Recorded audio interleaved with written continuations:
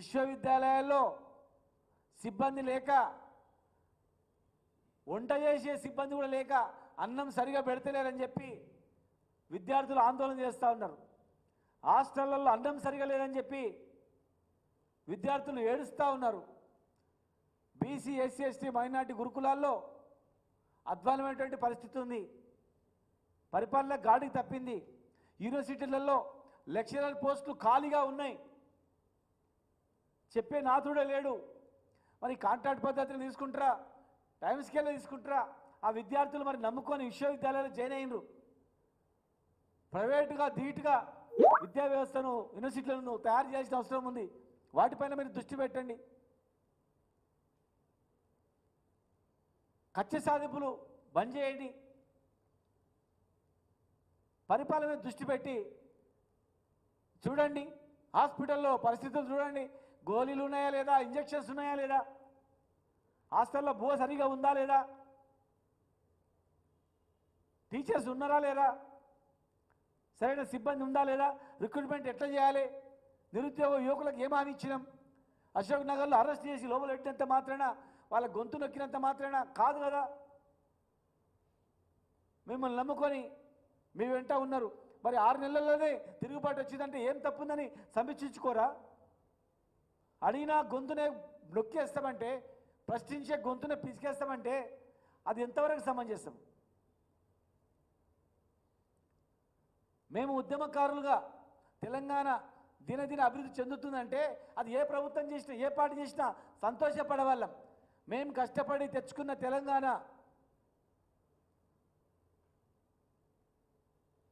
వంతల బాణాలు పోయి తెచ్చుకున్న తెలంగాణ, కన్న కష్టాలు పడి తెచ్చుకున్న తెలంగాణ అభివృద్ధి అవుతుంది. సరే, మా చేతిలో అధికారం లేకపోయినా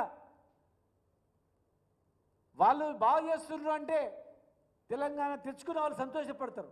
ఎవరు డెవలప్ చేసినా కానీ,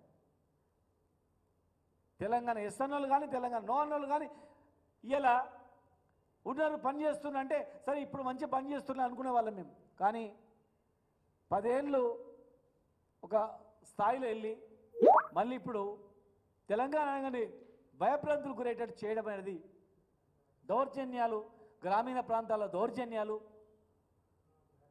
భయభ్రాంతులు గురి చేయడాలు, పేద వర్గాల పట్ల చిన్న చూపు చూడడం, అట్టడుగు వర్గాల పట్ల చిన్న చూపు చూడడం, ఇది మీ పాలసీయా అని మేము అడుగుతా ఉన్నాం. ఇది పేదల ప్రభుత్వమా లేకపోతే పెత్తందారుల ప్రభుత్వమా అని మేము అడుగుతా ఉన్నాం. పేదలకు న్యాయం జరగదా? ఇలాంటివి ఇంకెన్ని సంవత్సరాలు భరించాలా వీళ్ళు? దయచేసి సమీక్షించుకోండి. పునరావృతం కాకుండా చేయాలి. ఈ అట్టడుగు వర్గాల జాతులకు ఒక భరోసా ఇవ్వాలి. ఈరోజు దళిత మహిళపై జరిగినటువంటి ఇలాంటివి మళ్ళా భవిష్యత్తులో జరగదని చెప్పి వాగ్దానం కూడా, ప్రజలకు ఒక భరోసా కూడా ఇవ్వాలి.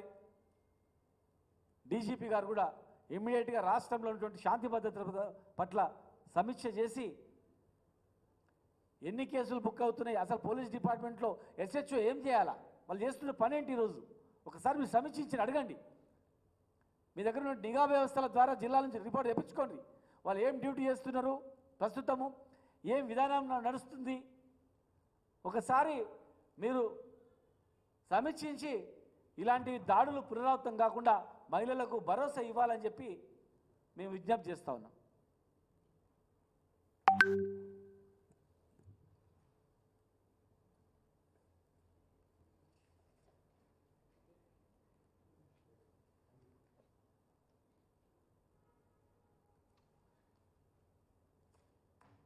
ఓకేనా అమ్మా? ఏమైనా అడుగుతా? మహిళల పట్ల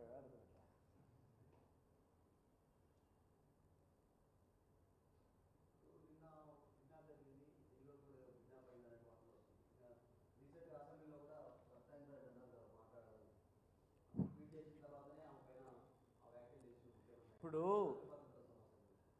ఒక అసెంబ్లీలో ప్రజాస్వామ్యాన్ని కాపాడే ప్రజాప్రతినిధులు చట్టాలను తయారు చేసి ప్రజల యొక్క భరోసా ప్రజలకు అన్ని రకాలుగా రక్షణ కల్పించి చట్టాలు తీసుకొచ్చేటువంటి ప్రజాప్రతినిధులే నీ తోలు తీస్తాం, నీ ఎముకలు తీస్తాం, నీ బొక్కలు తీస్తామంటే ఇక మామూలు వాళ్ళ పరిస్థితి ఏమిటో చెప్పండి. నిన్న దోపిడీ జరిగిందని మీరు చెప్తున్నారు, ఇవాళ కిడ్నాప్ అయిందని చెప్తున్నారు, మొన్న అయిందని చెప్తున్నారు. ఒక్కసారి ఒక చిన్న కేసు అయితే ఇమ్మీడియట్గా సమీక్ష జరిగి మళ్ళీ కావద్దని డైరెక్షన్ ఇస్తే, తప్పు చేసిన వాళ్ళపైన కఠిన శిక్షరిస్తే అప్పుడు ఆ తప్పు చేయించే వాళ్ళు ఎవరైనా ఏ ప్రజాప్రతినిధి అయినా సరే, లేదు ఎవరు డబ్బులతో చేయించినా, పలుకుబడితో చేయించినా, లేదు ఇంకా ఏ దాంతోనూ చేయించినా, ఒక సంఘటన జరిగినప్పుడు ఆ సంఘటన మళ్ళీ రిపీట్ కాకుండా చట్టపరమైనటువంటి చర్యలు ఎప్పుడైతే ఉంటాయో అప్పుడు మళ్ళీ జరగవు. గతంలో ఒక మహిళ పైన సామూహికంగా అత్యాచారం చేసింది గతంలో మా ప్రభుత్వ హయాంలో.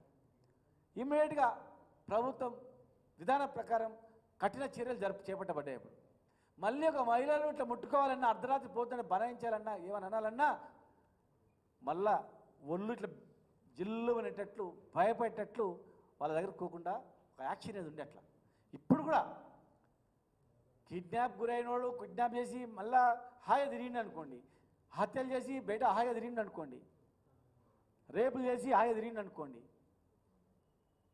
నిందితుడే కార్లు పట్టుకో అనుమానంతోనే కార్లు తీసుకొచ్చి ఆయన ముందరనే చితుకబాది మళ్ళీ ఆయన కార్లనే ఇంటికి పంపించిందంటే ఎక్కడ పోతుంది ఈ పరిపాలన? ఎక్కడ ఏమవుతుంది? ఎవరైనా మాట్లాడవచ్చు, మీ ఇంట్లో కూడా సంఘటన జరిగితే మీకు అర్థమవుతుంది.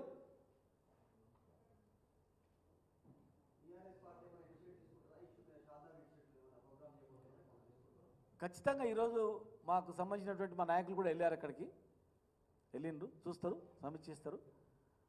ఇట్లాంటివన్నీ చూసి గ్యారంటీగా ఒక ప్రతిపక్ష పాత్ర పోషించాలి కదా.